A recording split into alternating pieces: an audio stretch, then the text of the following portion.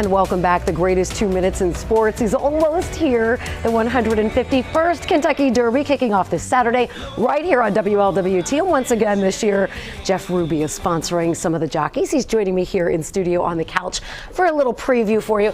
Look at this shirt here. It's the perfect outfit today.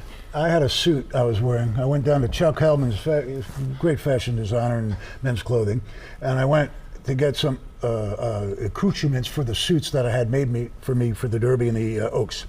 And while I'm there looking for pocket squares and flowers to go with the existing suits, I saw this on a mannequin.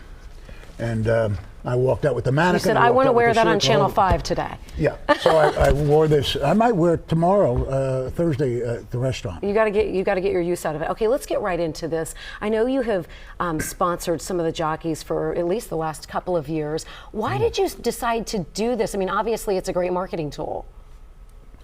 I think it was about 15 years ago or something. It was maybe not 15, I don't know, 10, 12. I was asked to visit the jockeys, Derby Day, in the jockey room. The jockeys wanted to meet me. And I hadn't been to a Derby in 20 years, so I got the credential. They gave me the credential. I went up there before the Derby and went in the jockey room, and they were glad to meet me. And I think Mike Smith said, we want to wear Jeff Ruby's restaurant's Jeff Ruby steaks on our pants. I said, Mike, now he's a Hall of Fame jockey. You got Dodge Ram trucks on every jockey, 20 pairs of pants that say Dodge. I said, I do not have Chrysler's money. I can't do that. He said, we don't want any money. We just want to represent your restaurant because we love your restaurant. That's how it started. And you've been doing it ever since. And what we did, he didn't want money. I said, well, how about if I give the money instead to the Permanently Disabled Jockey Fund, the PDJF? Because jockeys, like Ron Turcotte, who won the Triple Crown with Secretariat, he was paralyzed. He's still paralyzed his whole life. You get nothing.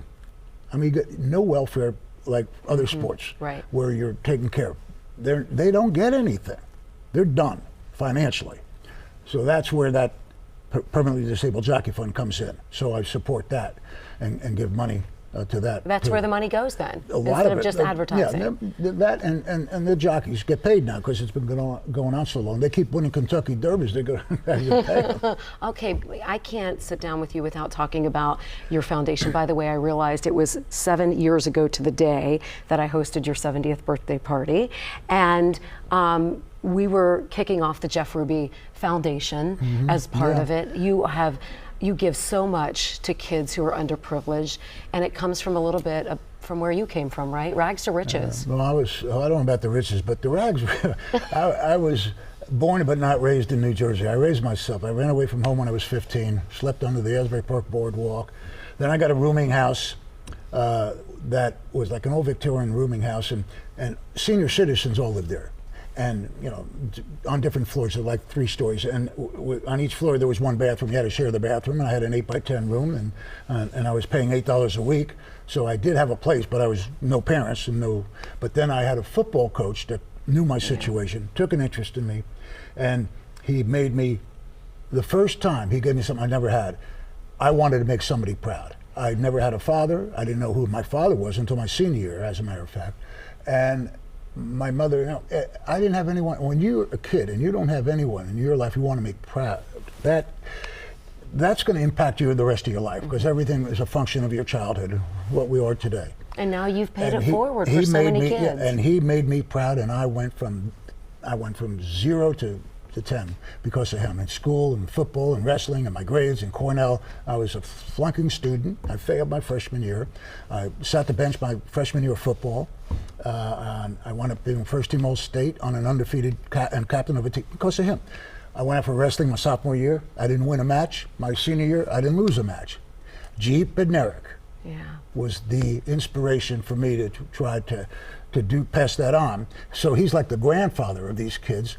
And then I almost died, and I had a 5% chance of living, and I came out of that, and there was a lot of prayer lines set up, and I went back to the hospital quite a bit to talk to people that were brain damaged, that were in a wheelchair. And the nurses told them I was like that, and I would just show them, you're going to be okay. There were 2 kids that worked up there. One would wheel me to therapy, and one would bring me my mail or flowers and cards. I said, where are those two kids? Oh, they were basically doing community work. They were in foster home. They were in homes for bad kids. Okay, they were, what do you call it? Foster care? Reform. Reform schools. And I said, they're in a reform school. I said, now I'm going to do my community work.